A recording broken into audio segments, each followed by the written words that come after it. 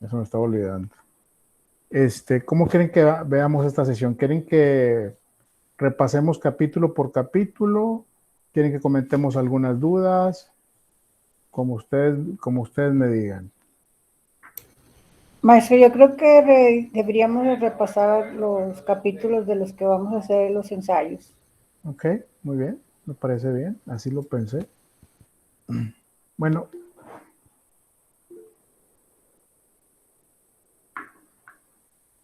repaso, aquí me están diciendo. Muy bien, vamos a hacerlo, repaso. Muy bien, vamos a ver, vamos a hacerlo así ágil. Aquí los tengo yo todos, 1, 2, 3, 4, 5. Desde el 5.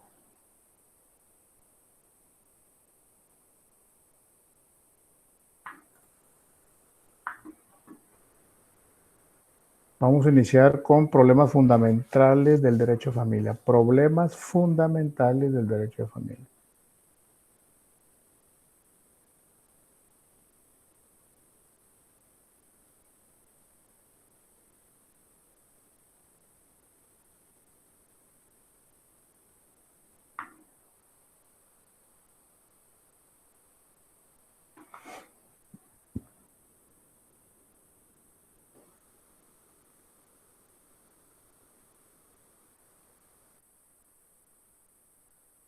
A ver, me dicen si se están moviendo las slides.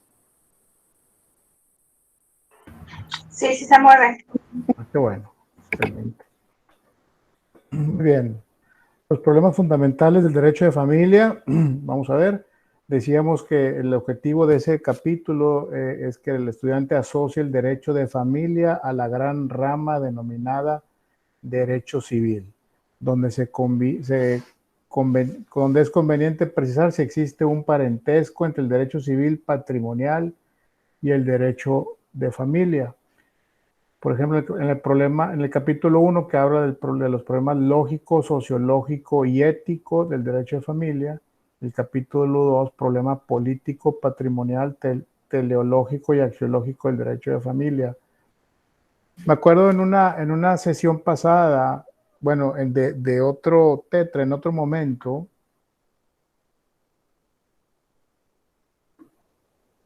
siempre me acuerdo porque una compañera me decía, ¿por qué se le llama problema? Bueno, se le pone problema porque problema como tal es algo, o nosotros lo entendemos como un problema como algo que no podemos resolver, pero acá problema es algo en lo que te invita a dirimir cuál es el significado o por dónde nos vamos a ir, qué vamos a decidir o qué vamos a eliminar, etcétera. Entonces, a eso también se le llama problema. Entonces, en este caso es por eso. Me estoy regresando porque sigue llegando gente y no quiero dejar a nadie fuera.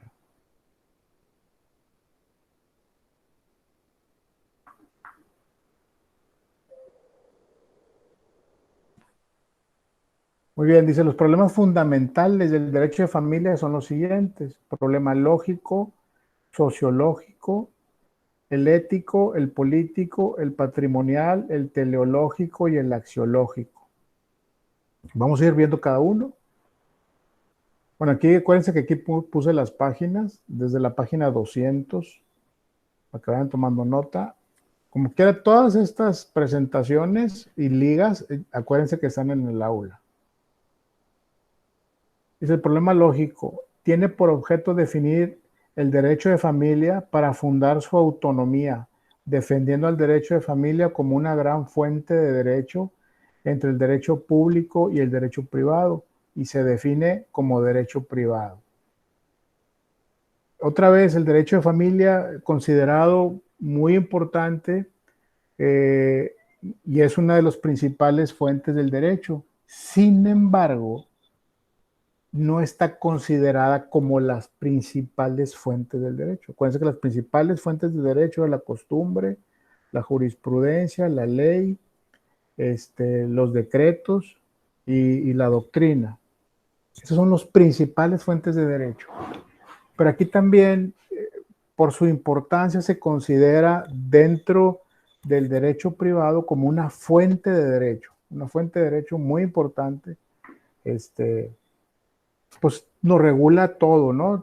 Todo lo que somos, nuestra relación con nuestra familia, nuestra descendencia, nuestros derechos y obligaciones, las prerrogativas que existen cuando uno se casa, tiene hijos, y ya hemos hablado mucho de eso, de cómo va eso generando vínculos, que cada vínculo, aunque sea consanguíneo y sea de primos y familia y tío y hermanos, intrínsecamente hay derechos y obligaciones.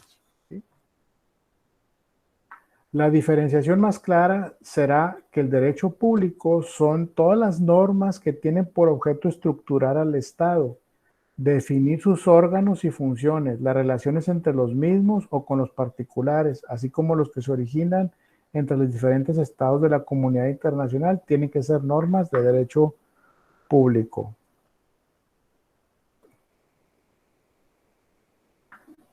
Esto sí es bien importante que entiendan qué es el derecho público, a qué se refiere cuando hablamos de derecho público, y luego más adelante vamos a hablar de derecho privado.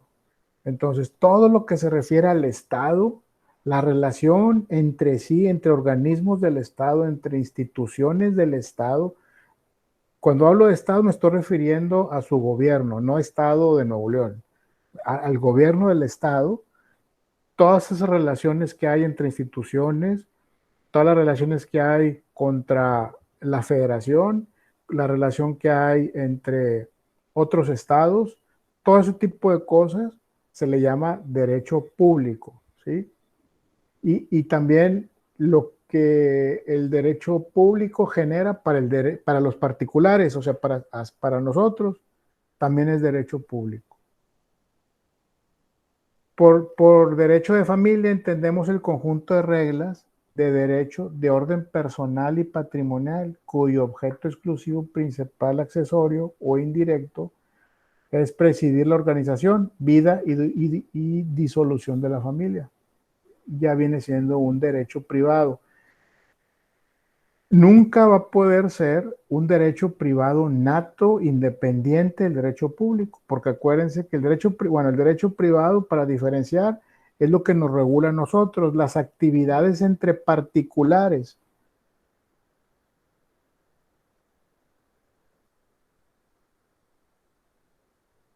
Actividades entre particulares, como cuáles, como cuando rentamos una casa, cuando voy a rentar mi casa para que alguien viva ahí, ¿verdad? Para cuando voy a comprar un vehículo, para cuando voy a comprar una casa, cuando giro un cheque, cuando abro un crédito en un banco.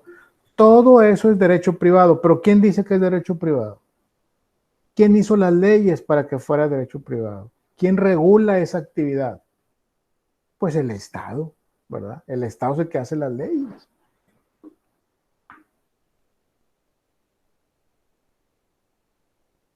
Entonces, por eso les digo que nunca será el derecho privado independiente del derecho público.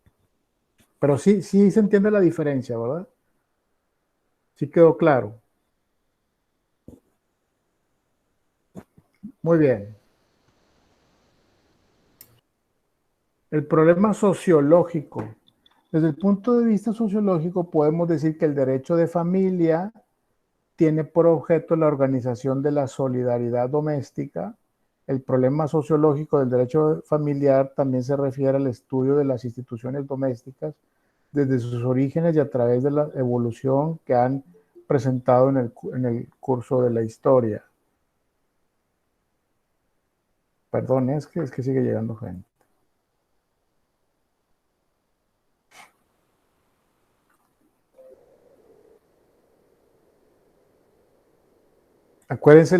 Acuérdense cuando vea problemas sociológicos, acuérdense de sociología jurídica. Creo que la llevan ustedes en este tetra, ¿verdad? En primero. Sí, maestro. Ok, bueno, entonces, no está de más. La sociología jurídica está viendo, vigilando, revisando cómo se comporta la sociedad para ver el Estado cómo se va a comportar ante esos cambios que están sucediendo en la sociedad. En todo tiempo ha sido y es la familia, como se ha dicho tantas veces, la verdadera célula de la sociedad, base y piedra angular del ordenamiento social. no solo porque constituye el grupo natural e irreductible que tiene por especial misión la de asegurar la reproducción e integración de la humanidad a través de las generaciones y de los siglos, sino además porque es en su seno donde se forman y desarrollan los sentimientos de solidaridad, las tendencias altruistas, las fuerzas y virtudes que necesitan para mantenerse saludable y próspera la comunidad política.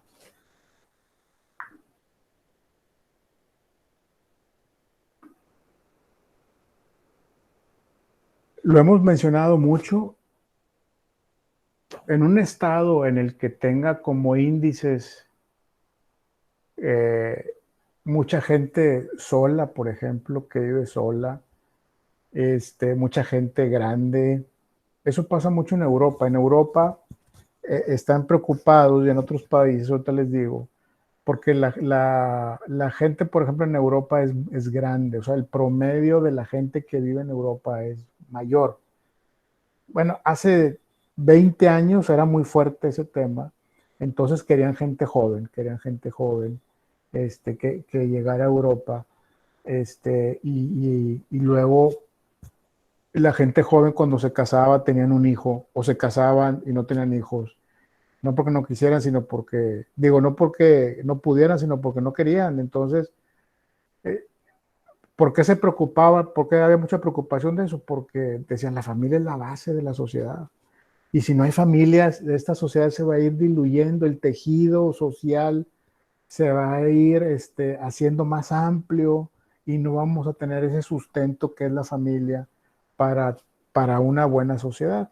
Ya mencionamos, o hemos mencionado, nos hemos dado cuenta que en algunos países son muy fríos. ¿Va?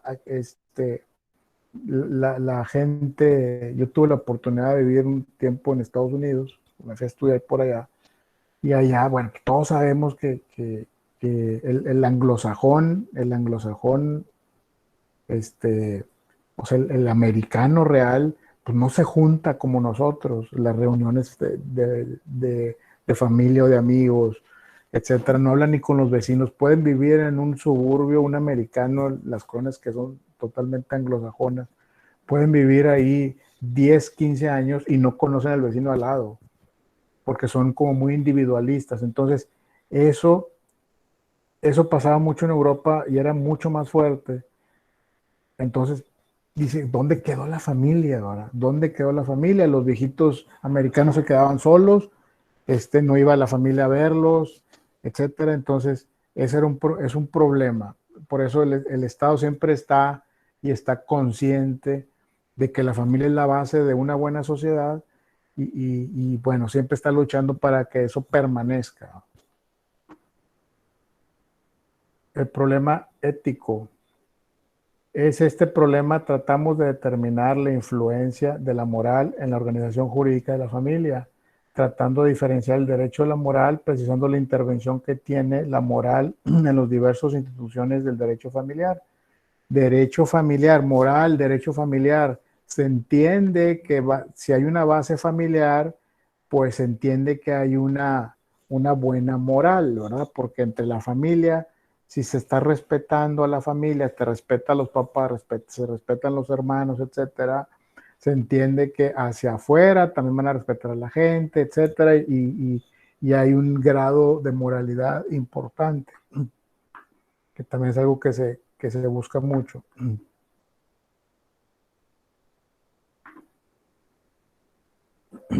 En algunos países, recuerdo una campaña en Canadá, donde te invitaban a venir, o sea, como matrimonio, ya sea que te casaras en Canadá o que llegaras ya a Canadá casado, y te daban dinero por cada hijo que tuvieras, o sea, te ayudaban para que tuvieras hijos, para que se hicieran familias, para que hubiera familias, porque no había, o sea, era pura gente sola, ¿no?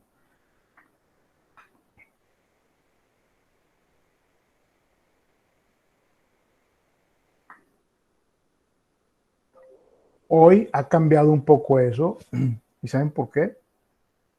Porque los latinos estamos llegando a muchos de esos países y hemos estado cambiando un poquito esa forma de vivir en Estados Unidos, no se diga, en Europa todavía no tanto, pero está pasando, está empezando a haber cambios por el latino. El latino ha generado mucho esa influencia en esos países. Tuve una prima que vivió en Madrid un tiempo de trabajo y yo no fui a visitarla, nunca pude, pero mi mamá fue para allá y vivía en una cosita así, en un huevito nomás, nada más. Entonces dices tú, pues, ¿cómo quieren familias y cómo está esto? Todo era un grupo de edificios así enorme y todos eran así chiquititos. Entonces, a su vez, la infraestructura que está diseñada para que la gente viva sola. Entonces, eso les estaba pegando.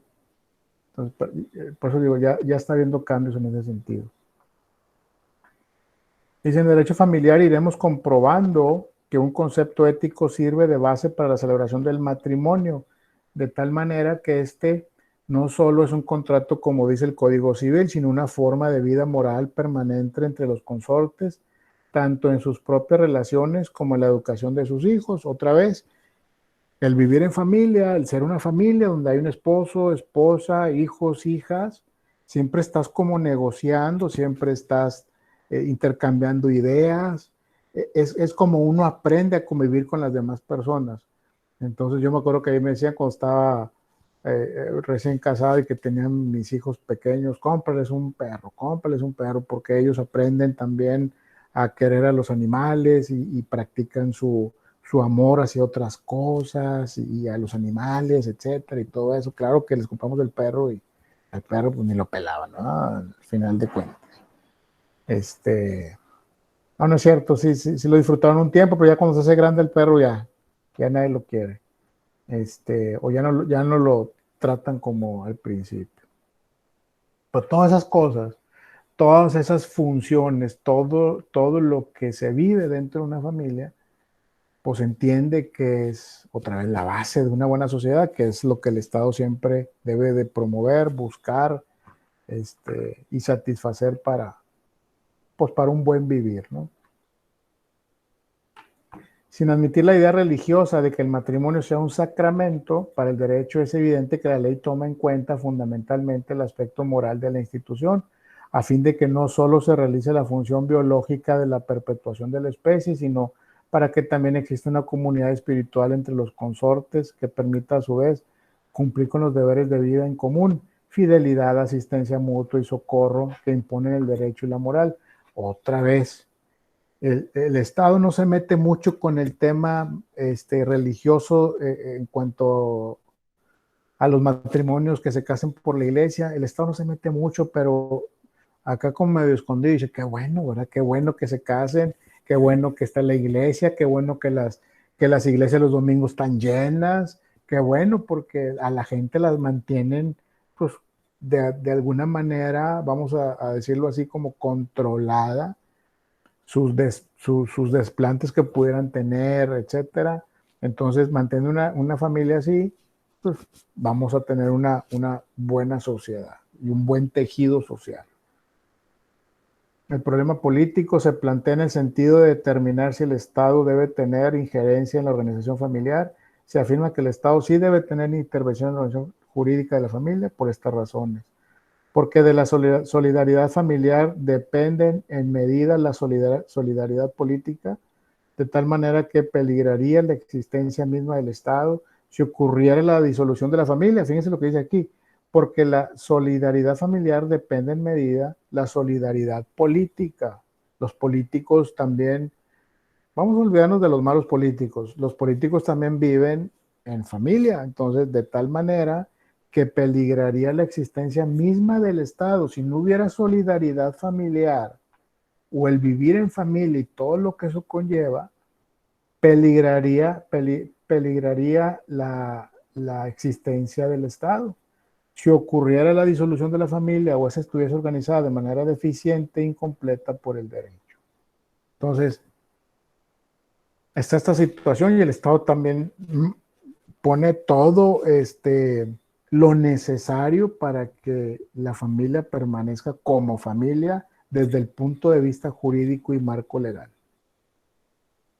porque el Estado debe tutelar un conjunto de intereses de orden público que existe en el seno de la familia, porque el Estado debe intervenir a través de sus órganos a fin de que se celebren determinados actos jurídicos tales como el matrimonio, la adopción, el reconocimiento de hijos, etcétera, porque finalmente el Estado debe controlar la actividad de los que ejercen la patria potestad y la tutela mediante la intervención del juez, a fin de impedir actos perjudiciales en contra de los menores. Yo creo que esta parte está clara.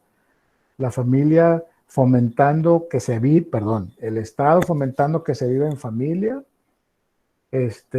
fomentando que haya iglesias, que la gente se reúna, que la gente conviva entre familias.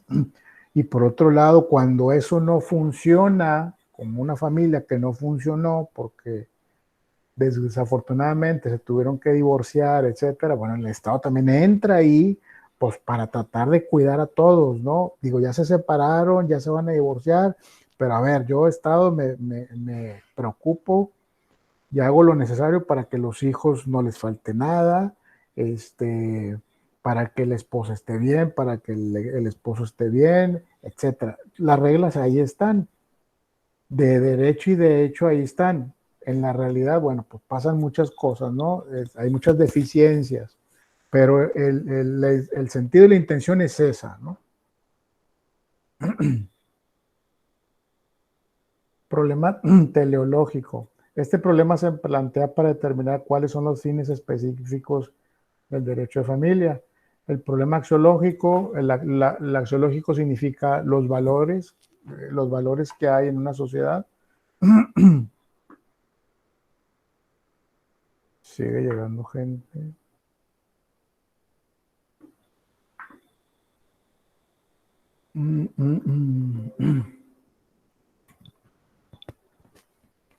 Por lo que se refiere al concepto de justicia que debe existir en determinadas situaciones familiares, en cuanto atañe un régimen de seguridad tanto desde el punto de vista de las relaciones personales, cuanto de las relaciones patrimoniales, para realizar el bien común y orden dentro del grupo familiar.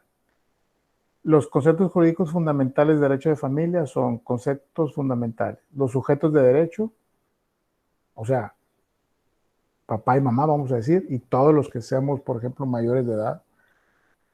Objetos jurídicos, supuestos jurídicos, consecuencias de derecho, nexo jurídico y relaciones jurídicas. Los sujetos del derecho familiar, fundamentalmente los parientes por consanguinidad, afinidad o adopción, los cónyuges y las personas que ejercen la patria potestad o tutela, también los concubinarios. Los parientes, dice la categoría de parientes es esencial en el derecho de familia por la diversidad de consecuencias jurídicas que se presentan. Ya saben, las consecuencias jurídicas que se presentan entre parientes, pues básicamente las herencias, sí, patrias potestades, alimentos, todo eso, las obligaciones que se tienen con los padres cuando están grandes, cuando están viejitos, etcétera, todo ese tipo de cosas. Cónyuges. La calidad de consortes o cónyuges es importantísima en el derecho de familia, en virtud de que no solo crea sujetos especiales del matrimonio con el conjunto de derechos y obligaciones que recíprocamente la ley concede e impone, sino que además se proyecta sobre los parientes legítimos. Personas que ejercen la patria potestad y menores sujetas a la misma, dentro del parentesco se originan las relaciones específicas que impone la patria potestad entre los padres e hijos o, en su caso, entre abuelos y nietos. Tutores o incapaces. La incapacidad de ciertos sujetos, menores no sujetos a patria potestad y mayores de edad, privados de inteligencia o afectados en sus facultades mentales. Curadores, consejeros locales de tutela y jueces pupilares. En relación con la tutela misma se hace necesaria la intervención de otros sujetos que cumplan funciones especiales.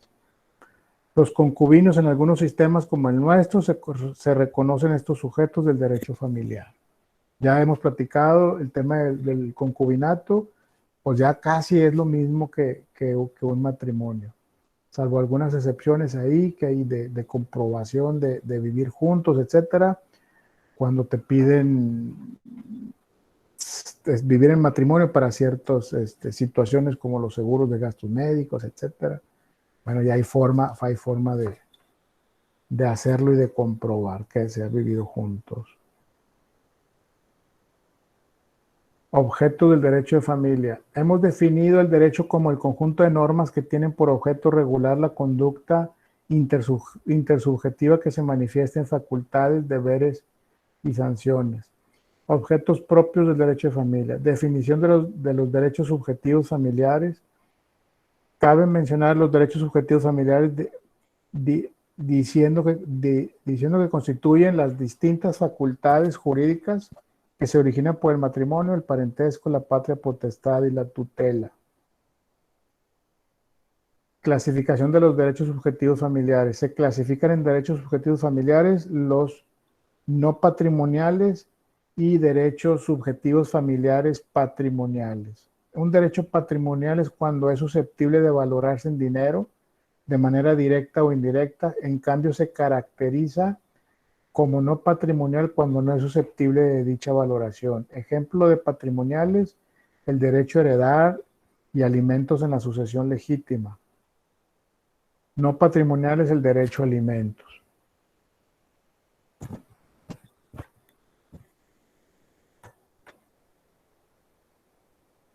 ¿Cómo vamos hasta aquí? ¿Vamos bien?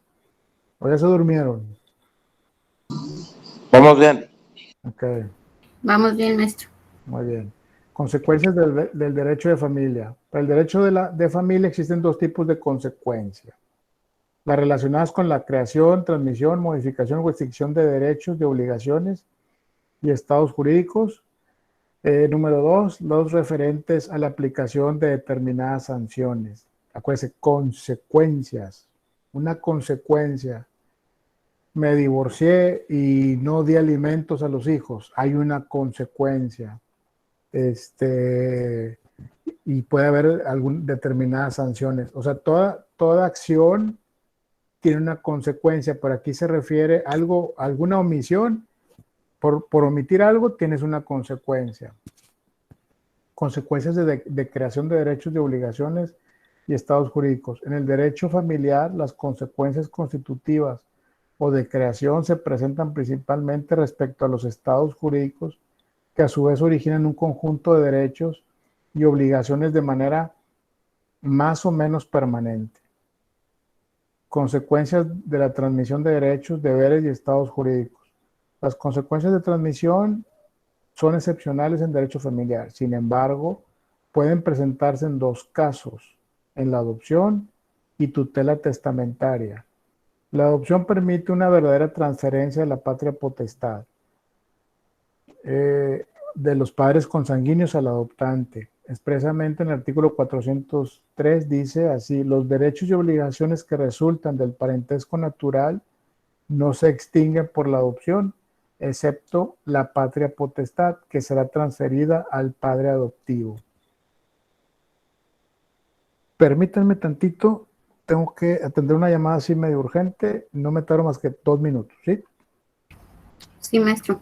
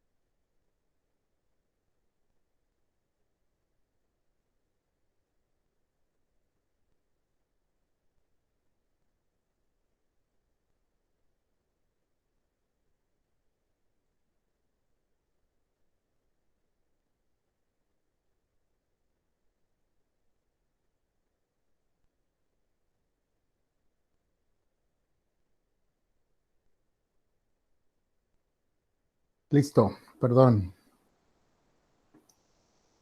Muy bien, decíamos, bueno, esta parte ya la vimos, y las relaciones jurídicas del derecho familiar son aquellas vinculaciones de conducta que que se constituyen por el parentesco, el matrimonio, el concubinato, el divorcio, la patria potestad o la tutela. En cuanto al parentesco, se considera que comprende todas las relaciones específicas de la filiación legítima o natural y de la patria potestad. Respecto a las relaciones originales del divorcio, generalmente se comprenden en el estudio de las relaciones conyugales como una prolongación y consecuencias de las mismas, pero nuestro concepto tal punto de vista es inadecuado.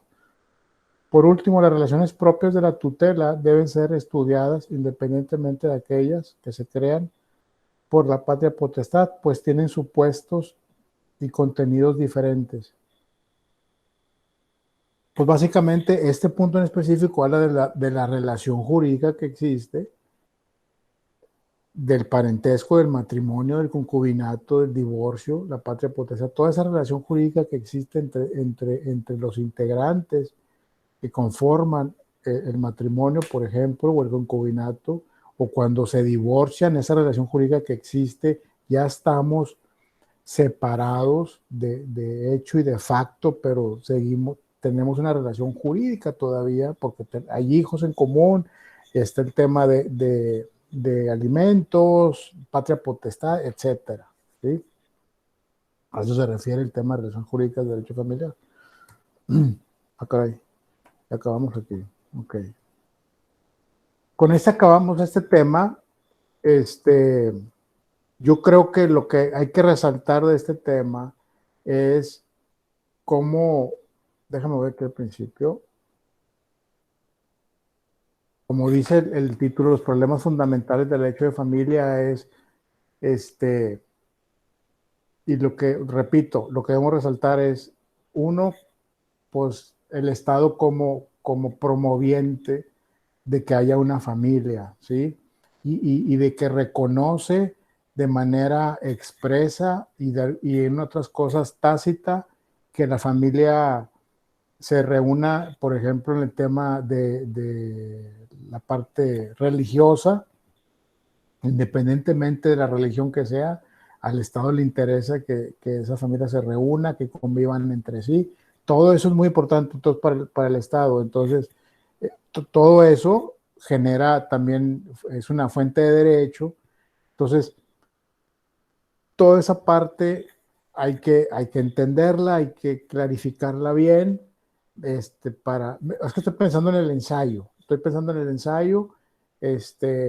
lo importante a resaltar en el ensayo en este tema, pues sería eso, la importancia de la familia, cómo el Estado se preocupa para que haya familia y cómo el Estado interviene cuando la familia hay una disolución del matrimonio y por ende de la familia, cómo interviene el Estado en eso.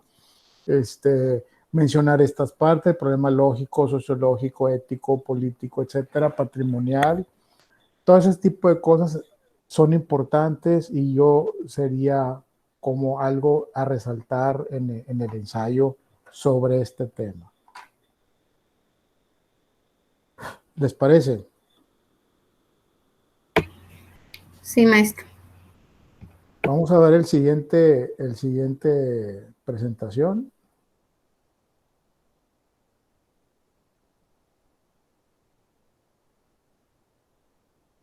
Para presentar, me voy a la otra.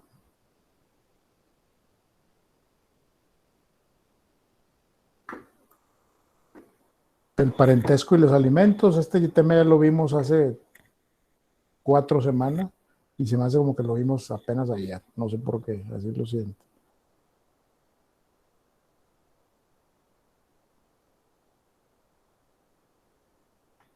Parentesco y los alimentos. Parentesco, grados, mis padres, parentesco, descendiente, alimentos como obligación por el parentesco que tengo con mis hijos, con mis padres, tengo una obligación de alimentos, de otorgar alimentos. Acuérdense que alimentos se refiere a que alimentos como tales, educación, médico, ropa, vestido, todo eso se refiere a alimentos. Dos son las fuentes principales del derecho familiar: el parentesco y el matrimonio. Parentesco, y porque, pues, o sea, acuérdense, uno se casa con otra persona, nacen hijos y luego resulta que los hermanos de la esposa ya son tíos y se empieza a hacer ese árbol enorme, y lo que regula esa relación pues es el parentesco, ¿verdad? Por eso se habla de primer grado, de segundo grado, ascendentes, descendentes, para dar una clasificación, porque todo importa y todo tiene una función al momento de una herencia, por ejemplo, ¿verdad? Que es lo que se me ocurre eso ahorita, que es lo más común. Por eso es bien importante el parentesco. El matrimonio, ¿sí? Yo pondría el matrimonio en número 1 y el parentesco en el número 2, porque de aquí empieza, pues no empieza, pero de aquí es como nace una nueva familia, un nuevo parentesco, una nueva relación jurídica, un montón de cosas nuevas nacen ahí, cuando hay un matrimonio. Ese parentesco implica en realidad un estado jurídico por cuanto que es una situación permanente que se establece entre dos o más personas por virtud de la consanguinidad, o sea, de la sangre, del matrimonio o de la adopción, para originar de manera constante un conjunto de consecuencias de derecho. Las tres formas de parentesco son por consanguinidad, o sea, de sangre; por afinidad, o sea, la afinidad es, somos afines porque tenemos somos afines porque tenemos en común, mi hermana es tu esposa, por ejemplo, entonces tú eres mi cuñado, entonces ya tenemos un parentesco por afinidad. Ese es el tipo de parentesco. Los cuñados, que son los hermanos de la esposa, ¿no? O con cuños puede ser también. Por adopción, bueno, pues ya lo sabemos, ¿no? Parentesco por consanguíneo es aquel vínculo jurídico que existe entre personas que descienden las unas de las otras o que reconocen un antecedente común. De acuerdo al artículo 297 del Código Civil, define parentesco en dos líneas: línea recta y línea transversal. Código Civil del Estado de Nuevo León, línea recta o transversal. La recta se compone de la serie de grados entre personas que descienden unas de las otras. La transversal se compone de la serie de grados entre personas que, sin descender de unas de las otras, proceden de un progenitor o tronco común, como mis tíos, por ejemplo, los hermanos de mi mamá. La línea recta puede ser ascendente o descendiente. Ascendente es la que liga consanguíneamente con su progenitor o tronco de que procede. Ascendente, pero descendiente es la que liga al progenitor con los que de él procede. O sea, ascendente, mis padres; descendiente, mis hijos. Transversal puede ser igual o desigual según que los parientes se encuentren en el mismo grado o en grados distintos. Por ejemplo, los hermanos se encuentran en parentesco colateral igual de segundo grado. Los primos hermanos asimismo se encuentran colocados en un parentesco transversal igual de cuarto grado. En cambio, los tíos en relación con los sobrinos se encuentran en un parentesco colateral desigual de tercer grado. Y luego la tablita que hicimos, bueno, esta tabla yo no la hice, debo ser muy claro en eso, yo la saqué de internet, pero aquí está. Profe, Dígame. ¿está compartiendo pantalla? ¿Por qué no me dijeron? ¿Es en serio? A ver. No, perdón.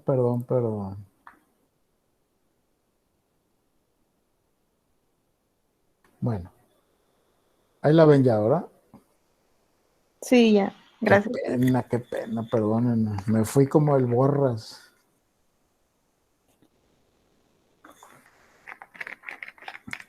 Muy bien. Aquí está la línea recta, mi parentesco consanguíneo en línea recta, mis bisabuelos, abuelos, padres, y en descendiente, hijos, nietos y bisnietos. En línea colateral, los tíos abuelos, los tíos, los primos, hermanos, O sea, los hermanos de mi padre, que vienen siendo mis tíos, sobrinos y sobrinos nietos. Aquí está explicado cómo está configurado el parentesco y cómo está determinado. Esto es bien importante porque es lo que nos da, a la hora de las herencias es cuando dice, oye, espérame, aquí estoy, yo soy, ¿verdad? A la hora que hay una herencia es cuando se ve todos estos temas, es cuando se ponen en la mesa, ¿no? A ver cómo estás tú y tú quién eres y a ver de dónde saliste, qué relación tienes, etcétera. Maestro, Dígame. por decir ahí en ese caso, a lo mejor me entró una duda ahorita, ¿no? Sí, dígame. Yo ya con mi esposo, pues hicimos el testamento, ¿verdad? Pero pusimos a los hijos, pues por partes iguales, ¿no? En general Así es. lo que hay. Ajá. Pero suponiendo que nosotros viajamos mucho, y Dios no lo quiera, vamos en carretera y morimos todos, los papás y los hijos.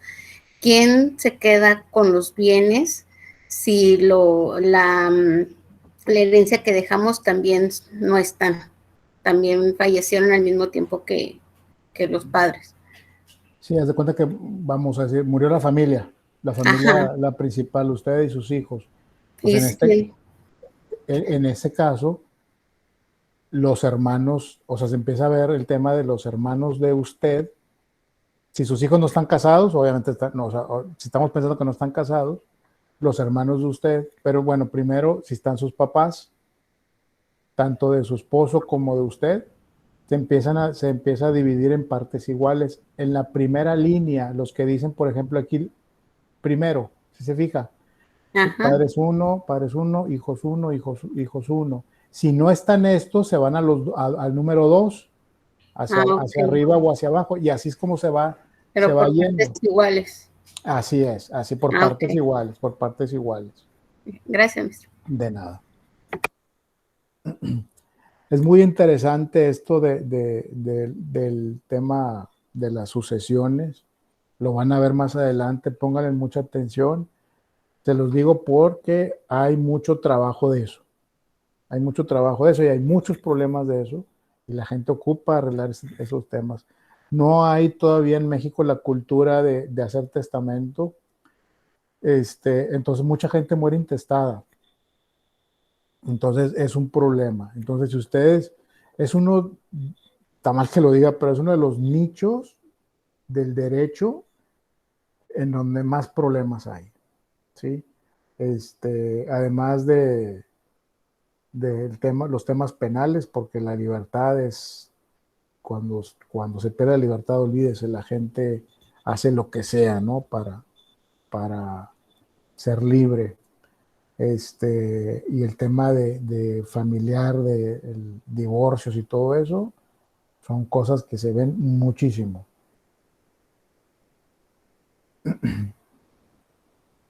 Vamos a ver. Ahora este no quiere caminar.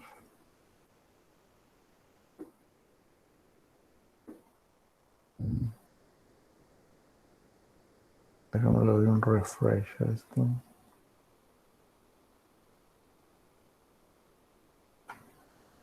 Muy bien. La forma de computar el parentesco en línea recta consiste en contar el número de generaciones o bien el número de personas. Aquí es lo que usted mencionaba, compañera. Dice, la forma de computar el parentesco en un tema de una herencia, una sucesión, la forma de computar es en línea recta, consiste en contar el número de generaciones o bien el número de personas. Aquí es el número de generaciones. Esa familia completa ya no existe, entonces se tiene que ver en línea recta cuál es lo que le antecede y lo que le desciende. Los primeritos, del primer grado. Así es. Sí. Código Civil del Estado de Nuevo León, artículo 99, dice, en línea recta los grados se cuentan por el número de generaciones o por el de las personas, excluyendo al progenitor. Maestro, no está compartiendo la pantalla. Otra vez. A ver. Ok. Maestro, tengo una duda, maestro. Dígame. Ahorita que preguntó la compañera, se me está a mí entrecontando el internet porque estoy manejando, pero Okay. lo que le preguntó la compañera y usted le respondió, ¿en qué artículo viene el orden de prelación cuando pasa eso? No, no sé, no sé ahorita. Necesito meterme el Código Civil. Ok, gracias. Verá. Aquí está corriendo la presentación, como que siento que se está atorando. Permítame tantito.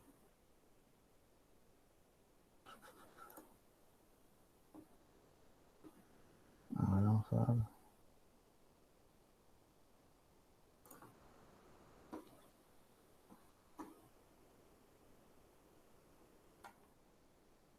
No se mueve. Aquí no se mueve. Permítame. Vamos a ver.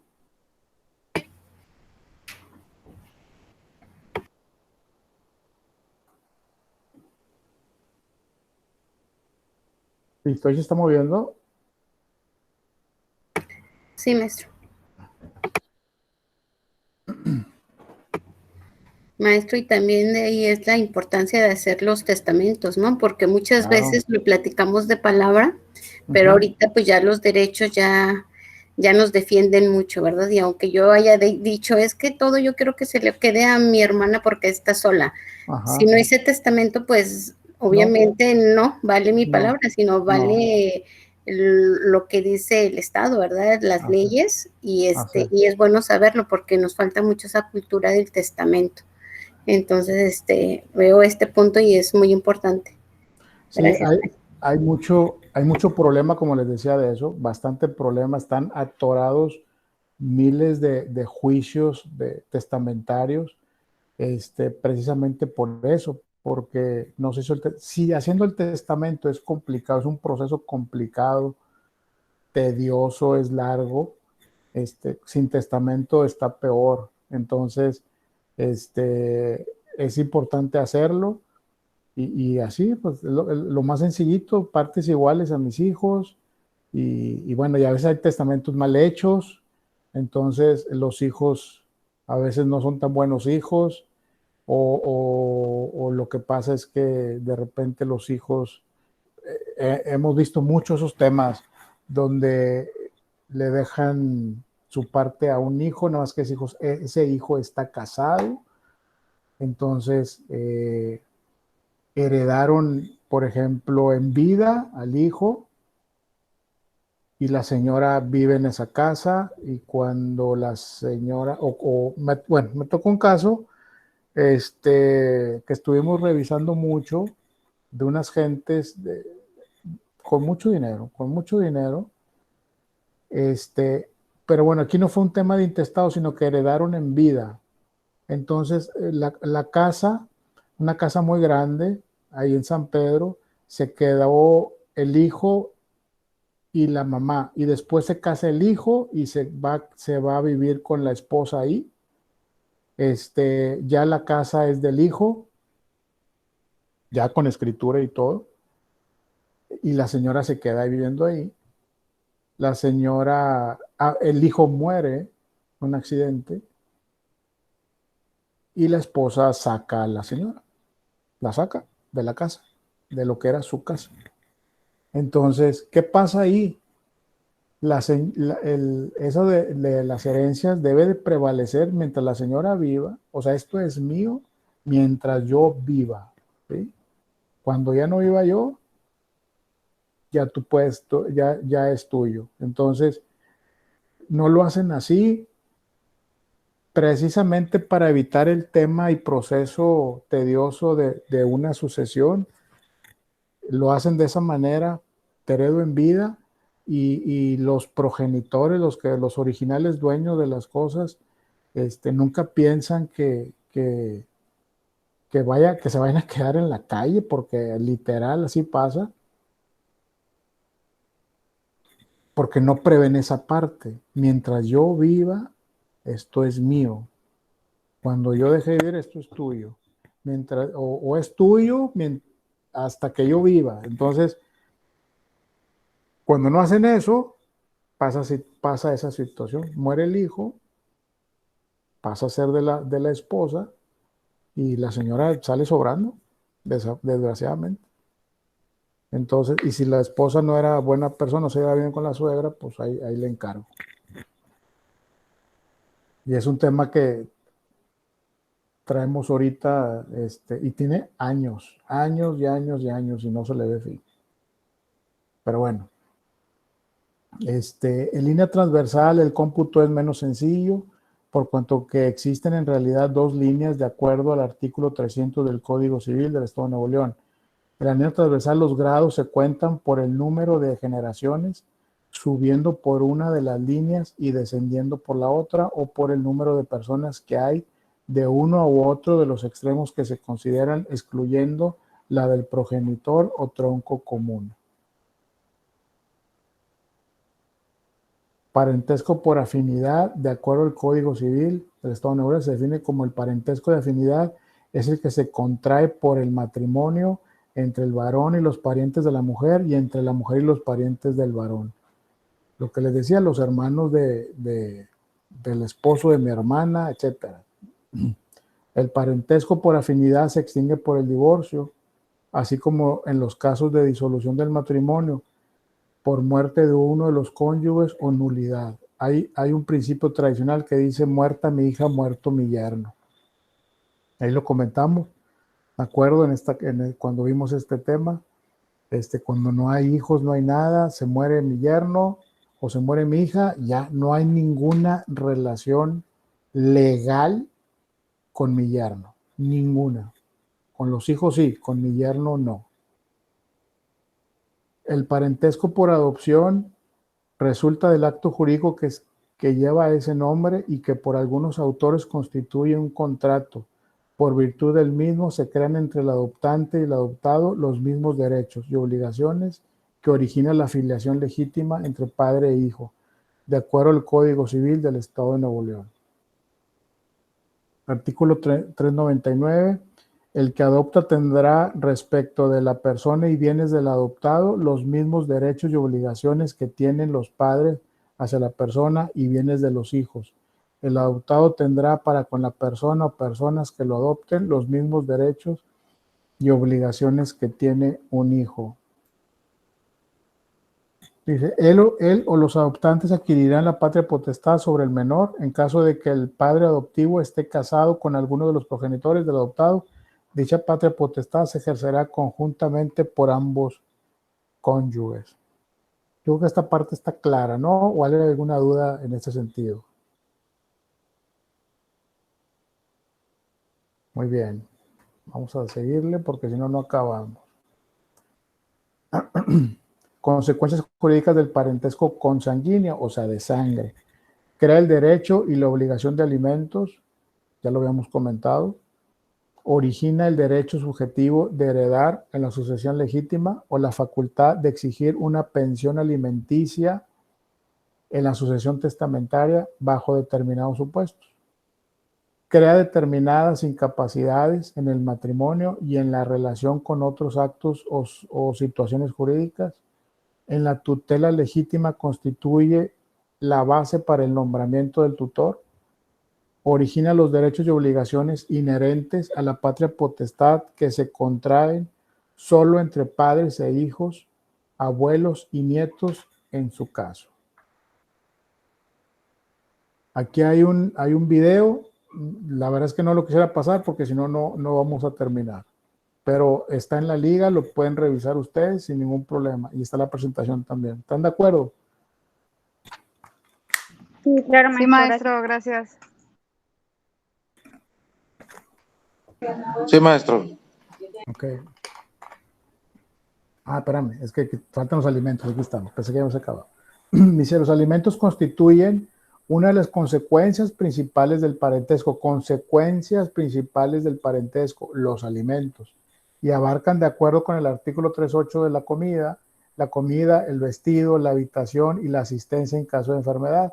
Respecto a los menores, comprenden además los gastos necesarios para la educación primaria del alimentista y para proporcionarle algún oficio, arte o profesión. La alimentación también se presentan como una consecuencia del matrimonio, estatuyendo al efecto el artículo 302 del Código Civil del Estado de Nuevo León. Vamos a ver qué dice. Dice, los cónyuges deben darse alimentos. La ley determina cuándo queda subsistente esta obligación en los casos de divorcio y otros que la misma ley señale.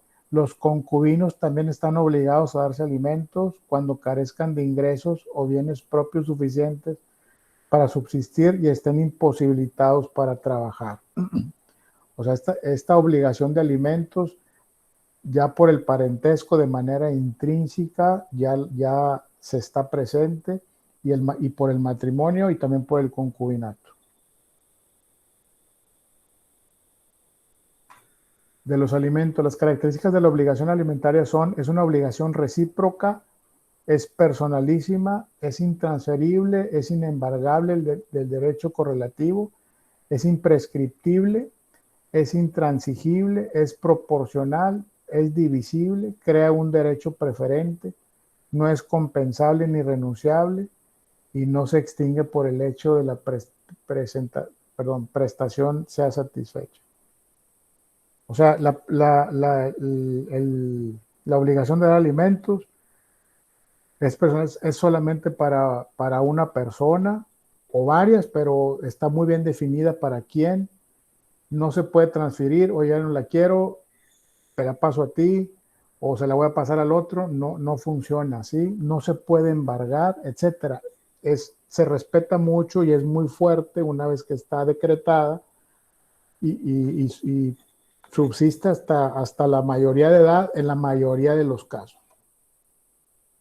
Reciprocidad de la obligación alimentaria, artículo 301, dice: la obligación de dar alimentos es recíproca, el que los da tiene a su vez el derecho de pedirlos. Carácter de personalísimo de los alimentos, la obligación alimentaria es personalísima por cuanto que depende exclusivamente de las circunstancias individuales del acreedor y del deudor. Los alimentos se confieren solo a una persona determinada en razón de sus necesidades y se imponen también a otra persona determinada tomando en cuenta su carácter de pariente o de cónyuge y sus posibilidades económicas. Este tema ya lo habíamos visto, es proporcional. Cuando dice que es proporcional, pues se refiere también se refiere a que es de acuerdo al sueldo, se determina el porcentaje de la persona y es lo que se le va a determinar o destinar para alimentos. De los alimentos, de la naturaleza intransferible de los alimentos. La obligación alimentaria es intransferible tanto por herencia como durante la vida del acreedor o del deudor alimentario. Se trata de una consecuencia relacionada con la característica anterior. Inembargabilidad de los alimentos, tomando en cuenta que la finalidad de la pensión alimenticia consiste en proporcionar al acreedor los alimentos necesarios para subsistir. La ley ha considerado que el derecho a los alimentos es inembargable, pues de lo contrario sería tonto como privar a una persona de lo necesario para vivir.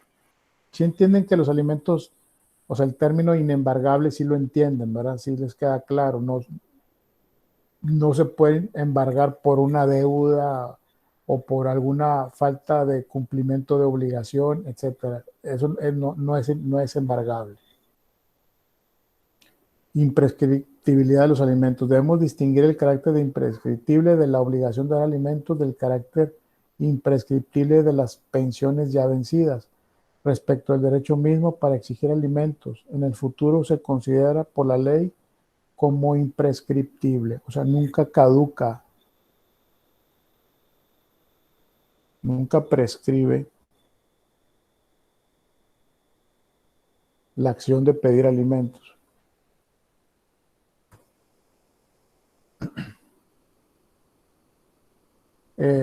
Título 3, naturaleza intransigible de los alimentos. De acuerdo al artículo 321, el derecho de recibir alimentos no es renunciable ni puede ser objeto de transacción. Carácter de proporcional de los alimentos. La proporcionalidad de los alimentos está determinada de manera general en la ley, de acuerdo al principio reconocido por el artículo 311. Los alimentos han de ser proporcionados a la posibilidad del que debe darlos y a la necesidad del que debe recibirlos. Divisibilidad de los alimentos. La obligación de dar alimentos es divisible. En principio, las obligaciones se consideran divisibles cuando su objeto puede cumplirse en diferentes prestaciones. En cambio, son indivisibles cuando solo pueden ser cumplidas en una prestación. Si fueren varios los que deben dar alimentos y todos tuvieran posibilidad para hacerlo, el juez repartirá el importe entre ellos en proporción a sus haberes.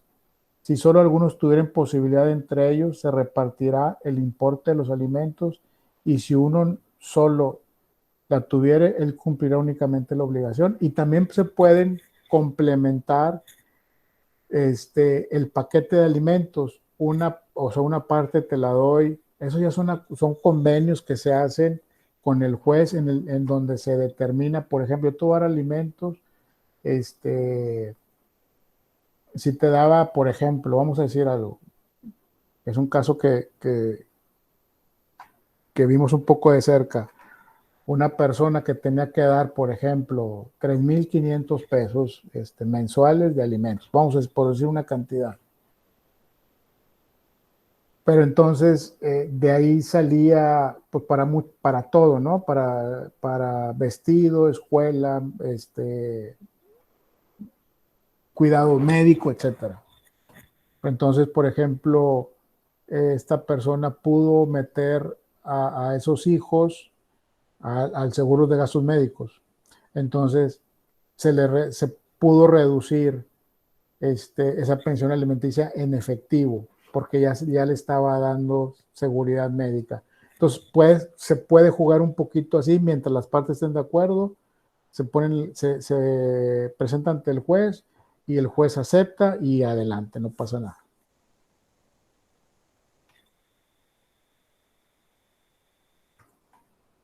Carácter preferente de los alimentos. La preferencia del derecho de alimentos solo se reconoce en favor de la esposa y de los hijos sobre los bienes del marido. Este derecho puede también corresponder al esposo de los términos del artículo 166 cuando carezca de bienes y esté incapacitado para trabajar.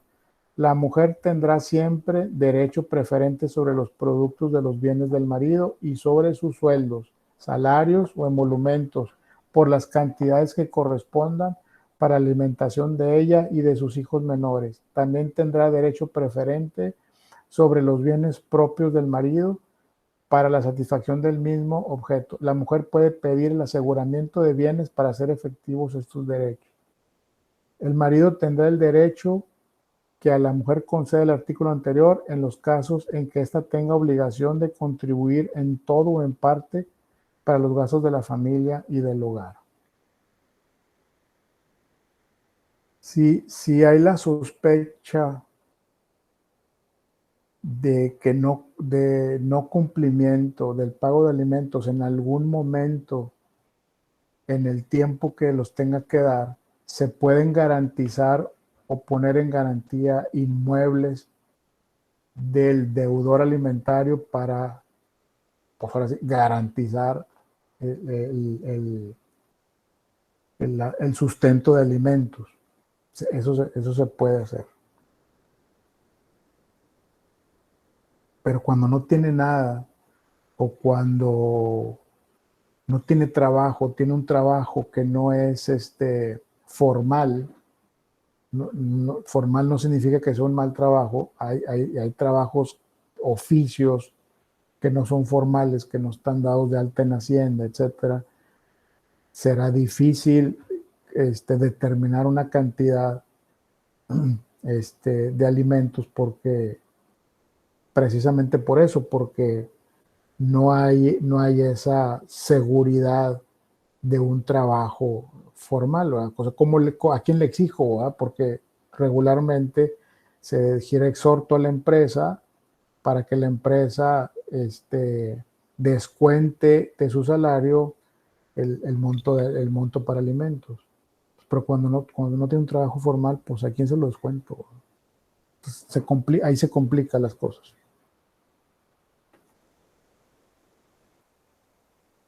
Muy bien. ¿Alguna pregunta, duda hasta aquí para continuar con la otra presentación? No, maestro, todo bien. Muy bien.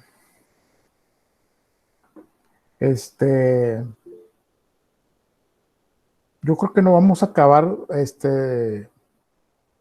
todas las presentaciones, no me he fijado la hora que es.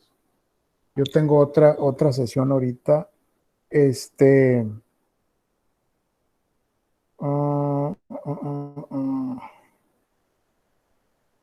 ¿Quieren que hagamos otra sesión mañana? Sí, Sí, profe. Sí. por favor. Bueno, Sí, maestro, por favor. bueno, entonces empezamos mañana con la sesión de la séptima sesión síncrona y a ver si ya mañana nos aventamos las tres, ¿les parece? Las tres últimas. Correcto. Sí, está muy bien. Perfecto, maestro. Sí, porque no vamos a acabar y tengo otra cosa que hacer ahorita. No me ha fijado, ya son las 9:10. Se fue muy rápido. Bueno, pues entonces, a ver, me están preguntando algo, déjame checar.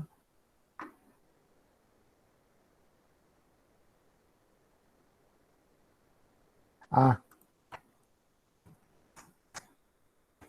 según me dicen que la última, me falta subir la presentación de filiación al aula, la subo con mucho gusto, para que la tenga. Bueno, pues concluimos aquí, a rato les pongo la liga para mañana, yo creo que a esta misma hora, y ya le damos trámite a todas, a lo que falta, ¿les parece? Sí, maestro. Correcto. Bueno, pues muchas gracias a todos, y nos vemos mañana entonces.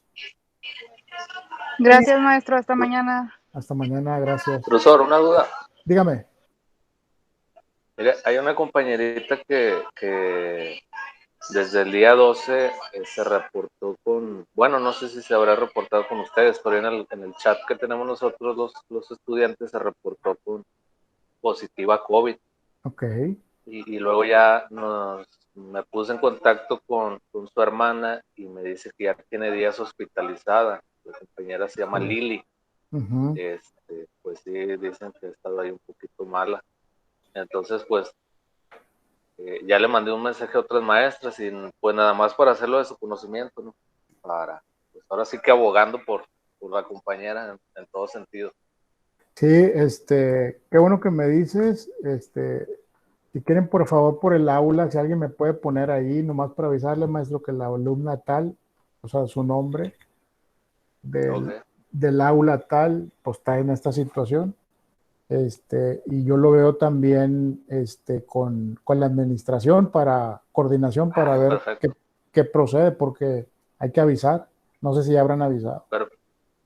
Perfecto, sí, pues es que yo pienso que la hermana no puede acceder a la plataforma porque pues no ha ni de saber, dices que yo traigo el celular, pero pues Sí, claro, no claro. sabe cómo se desarrolla esto, entonces Sí.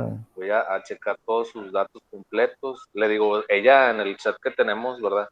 Y se hizo la prueba y dijo que andaba muy buena, fue por el día, ya no recuerdo el día, la verdad, Okay. pero sí ya tiene de julio para acá y todavía en esta semana dijo que sí seguía internada, entonces Okay. pues voy a checar bien los datos y se lo mando a usted y si usted lo Sí, puede ir subiendo más para arriba.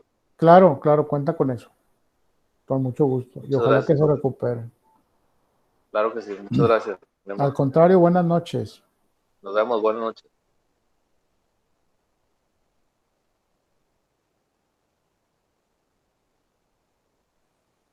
Buenas noches, maestro.